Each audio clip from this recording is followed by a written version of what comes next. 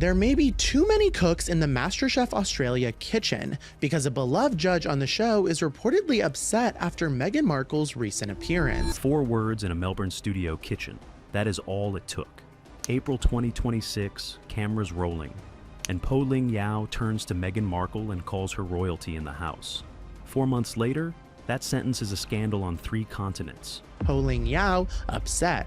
The episode was taped earlier this year, and Yeow accidentally introduced Markle as, quote, royalty during her guest judge appearance. A judge in tears, a banned word, footage that vanished, argued furiously by people who were nowhere near the room. Everybody has spoken about Poh Ling Yeow. Almost nobody has quoted her. She has now said her piece about Meghan. And it is not what either side has been shouting. Here is exactly what she said. The woman they turned into a prop. Start with what is not in dispute because it is smaller than the coverage suggests. In April 2026, Meghan Markle filmed a guest appearance on MasterChef Australia at the show's Melbourne production base. She appeared alongside the regular panel, which includes Poh Ling Yeow. The challenge set for the contestants was themed around cooking a dish fit for a duchess.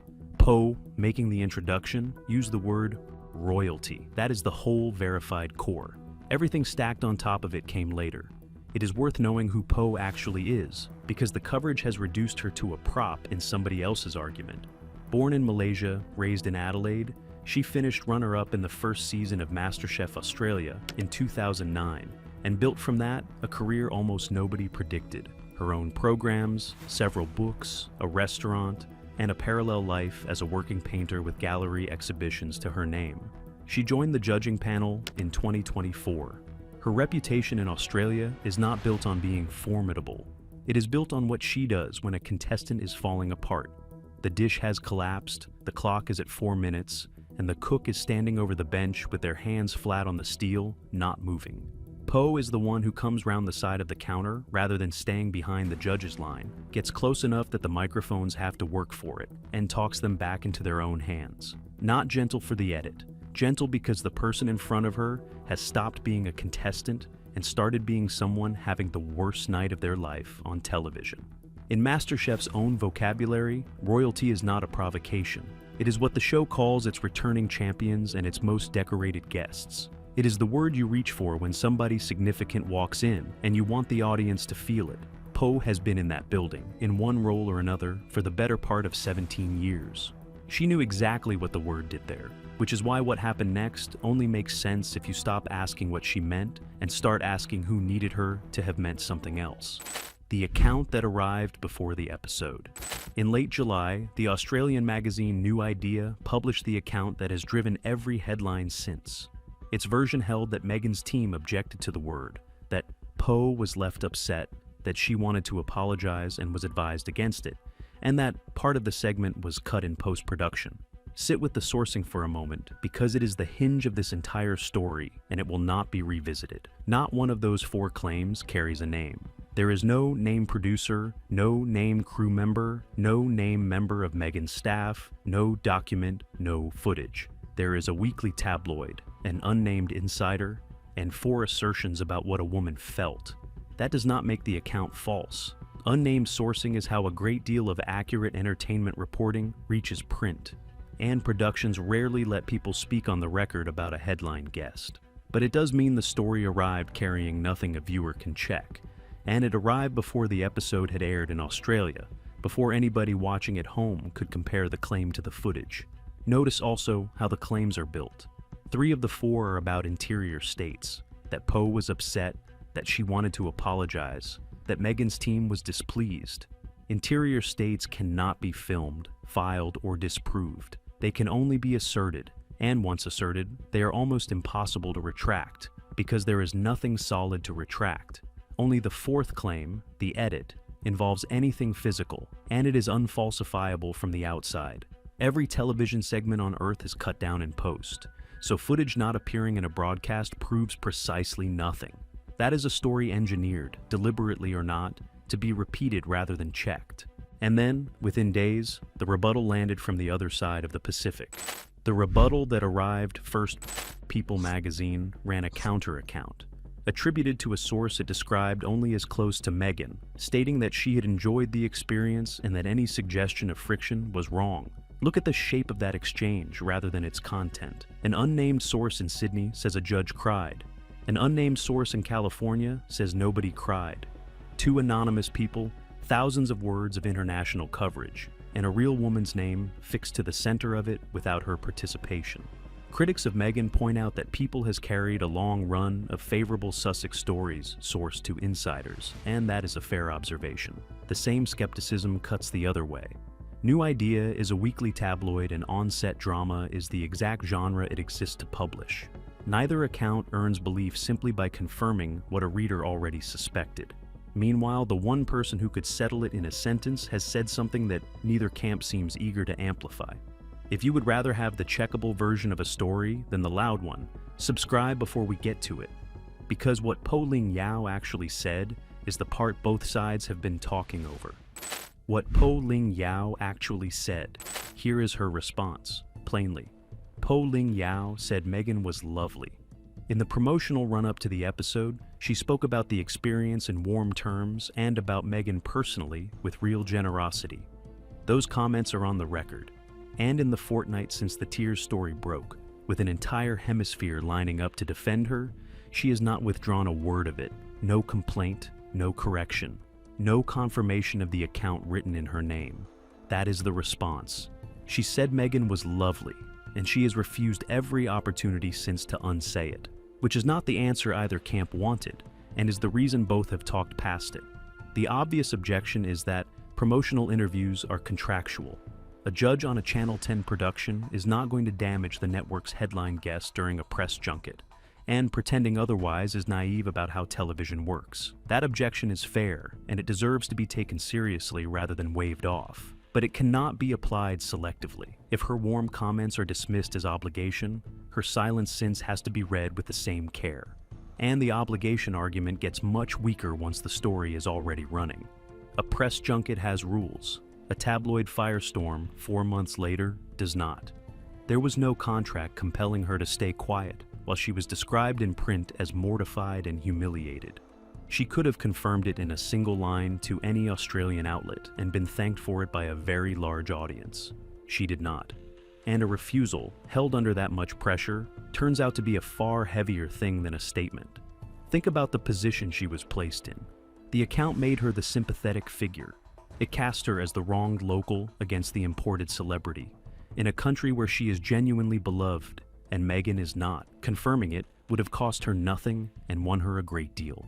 There was a ready-made audience of millions waiting to applaud, columns already written in her defense, and an entire international press corps holding the door open for a single line of agreement. Whatever pressure a network contract exerts, it does not outweigh that. Publicists have built careers on smaller openings. The people insisting she was silenced by Channel 10 are also, without quite noticing it, insisting that a woman with her standing, her tenure, and her own independent career could be kept quiet about her own humiliation by a broadcaster she has outlasted twice over. That is not a defense of Poh Ling Yeow. It is a rather condescending assumption about her, dressed as concern. There is a simpler reading available, and it has the advantage of matching the only evidence anybody actually has. She said Meghan was lovely because that was her experience of the day, and she has not corrected the record because there is nothing in it, from her side, that needs correcting. The pattern that made it stick. The reason a thin story traveled this far is that it landed on ground prepared years in advance. Start with the one element that requires no unnamed source at all. The challenge theme, a dish fit for a duchess. The commentator, Lady Colin Campbell, has argued that the real issue was never the word royalty, but the production's use of the ducal title as the framing device for a commercial format. Others made the narrower point that there is a visible tension between reportedly disliking the word royalty and appearing in a segment built around being a duchess. It should be said that challenge titles are a production decision. Channel 10's format team names them, and whether Meghan requested it, approved it, or found it on the run sheet is not something anyone outside that production knows. Assuming the worst is a choice rather than a finding, then there is the credibility gap the appearance walked into. Meghan's Netflix series With Love. Meghan drew punishing reviews across British and American outlets in 2025, and a second season landed with negligible visibility. When clips of the MasterChef appearance circulated, the most repeated criticism was not cruelty. It was that she was unqualified to be judging people who cook for a living, and generic where the contestants needed specifics. That is a criticism of a booking decision, not of a character. It only became a character story once New Idea gave it somewhere darker to go.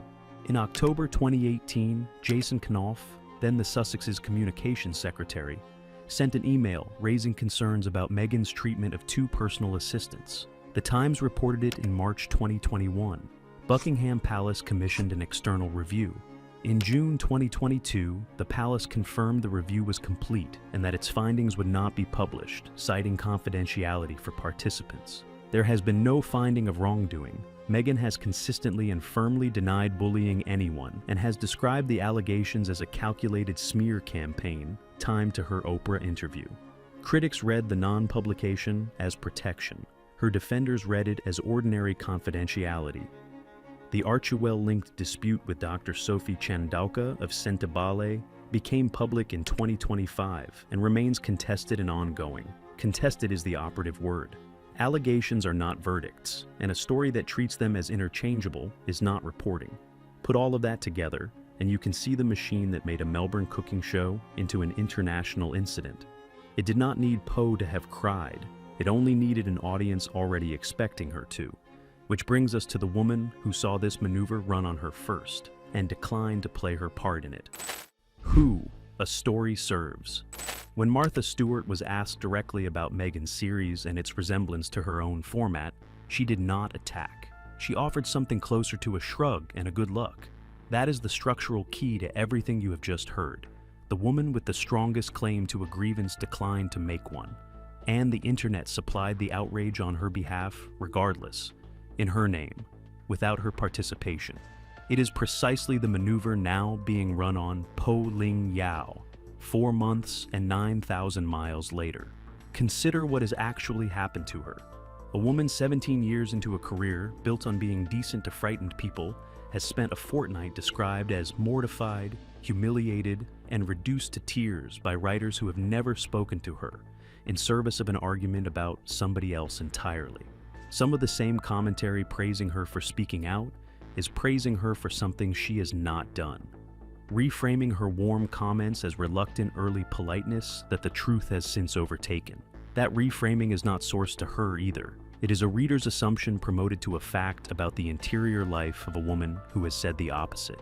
And notice what the refusal costs the tears narrative. A statement can be managed, a statement can be walked back, clarified, absorbed into a news cycle, and forgotten by Friday. Silence cannot be spun because there is nothing there to spin. Every day Poh does not confirm the account. The account has to survive on an unnamed source alone, and it gets a little lighter. That is why almost nobody has quoted her directly. Quoting her accurately collapses the story.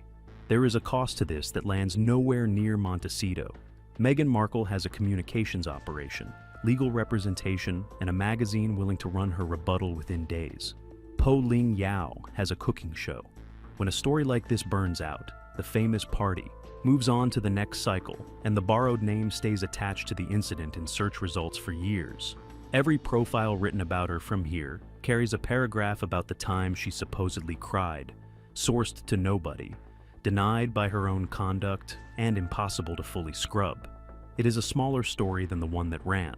It is also the only version that survives contact with a fact check.